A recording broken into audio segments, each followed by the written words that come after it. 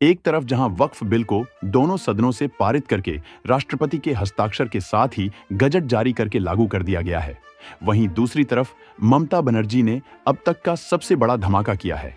आपको बता दें, मुख्यमंत्री ममता बनर्जी ने बड़ा ऐलान किया है और ऐलान करते हुए साफ कह दिया है कि वह बिल को बंगाल में किसी भी कीमत पर लागू नहीं होने देंगी। आपको बता दें, जो ममता बनर्जी ने कहा है वही नायडू ने कह दिया है, तो हड़कंप मच गया है।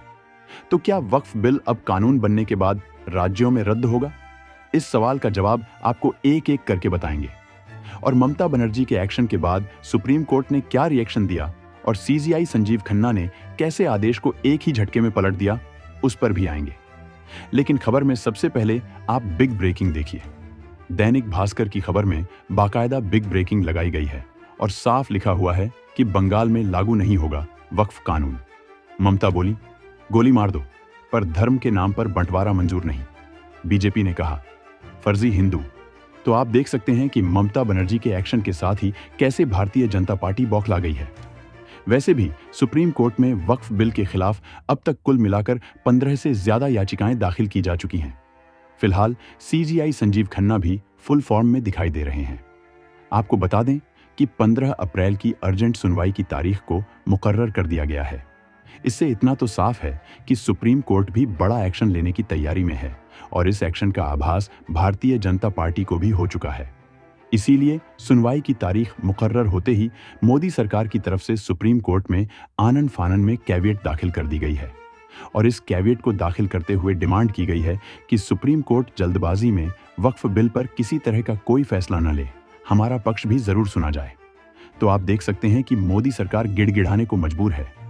फिलहाल जैसे बीजेपी भागी भागी सुप्रीम कोर्ट पहुंची है, ऐसे में इतना तो साफ है कि मोदी शाह को भी सीजीआई खन्ना के एक्शन का खौफ सता रहा है। एक तरफ मुख्यमंत्री ममता बनर्जी ने ऐलान किया है, धमकी दी है, वहीं दूसरी तरफ सीजीआई संजीव खन्ना की तरफ से सुप्रीम कोर्ट के ही फैसले को एक हफ्ते में पलट दिया गया है। आपको बता दें कि पहले तो सुप्रीम कोर्ट ने ममता सरकार को झटका दिया। 2022 में हुई 25,000 शिक्षक भर्ती को कैंसिल कर दिया और कोलकाता हाईकोर्ट के फैसले को बरकरार रखा। लेकिन यहीं पर जब ममता बनर्जी ने ऐलान किया, धमकी दी, तो सीजीआई संजीव खन्ना ने तत्काल सुनवाई करते हुए अपने ही फैसले को पलट दिया। सुप्रीम कोर्ट के फैसले को एक हफ्ते के अंदर खारिज कर दिया। वहीं आपको बता दें कि जैसे ही सीजीआई संजीव खन्ना की तरफ से यह एक्शन लिया गया तो बवाल खड़ा हो गया। खबर देखिए, इसमें साफ लिखा हुआ है कि सीएम ममता बनर्जी ने जैसे ही कसम खाई कि मेरे रहते किसी की नौकरी नहीं जाएगी, फिर चाहे मुझे जेल ही क्यों न जाना पड़े, सुप्रीम कोर्ट ने अपने ही फैसले को पलट दिया। कायदे से तो सुप्रीम कोर्ट को एक्शन लेना चाहिए था, ममता बनर्जी को अवमानना का नोटिस देना चाहिए था। वहीं दूसरी तरफ मैं आपको बता दूं कि ममता बनर्जी ने एक बार फिर से खुला चैलेंज किया है और इस बार चैलेंज मोदी सरकार को किया गया है। मोदी सरकार को खुला चैलेंज करते हुए ममता बनर्जी ने साफ कह दिया है कि किसी भी कीमत पर बंगाल में यह जो बिल है उसको लागू नहीं होने दिया जाएगा।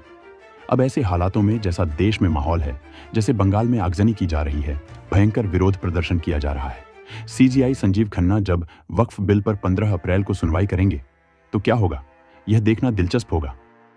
आपको बता दें कि जिस तरीके से ममता बनर्जी ने केंद्र को खुला चैलेंज किया है, बवाल खड़ा हो गया है। ममता बनर्जी का साफ कहना है कि चाहे कोई मुझे गोली मार दे, मुझे एकता से अलग नहीं किया जा सकता है। बंगाल में धर्म के नाम पर बंटवारा नहीं किया जा सकता है। उन्होंने साफ कह दिया है कि हर कीमत पर वक्फ प्रॉपर्टीज को सुरक्षित रखना हमारी जिम्मेदारी है और हम इसकी रक्षा करके रहेंगे। जो ममता ने कहा है वही नायडू ने भी कहा था वक्फ बिल के पेश होने के ठीक पहले। इफ्तार पार्टी में मंच से खड़े होकर बड़े बड़े दावे करने वाले नायडू ईद के बाद पलट गए। आपको बता दें कि दोनों सदनों से फिलहाल यह बिल पास हो चुका है, मगर ऐसा बिल्कुल भी नहीं है कि नायडू ने वक्फ बिल को अटकाने की कोशिश नहीं की है। नायडू ये अच्छे से जानते थे कि राज्यसभा में बीजेपी के पास बहुमत से सिर्फ 2 सांसद ज्यादा हैं, लेकिन इन सब के बावजूद भी नायडू के सांसद वोटिंग के समय सदन से गायब हो गए। आपको बता दें, बीजेडी या फिर नवीन पटनायक के सांसदों ने वोटिंग के समय अगर पलटी नहीं मारी होती तो नायडू ने कैसे बीजेपी की राज्यसभा में फजीहत करवाने की पूरी तैयारी कर ली थी। यह खेल अपने आप में एक्सपोज हो चुका है।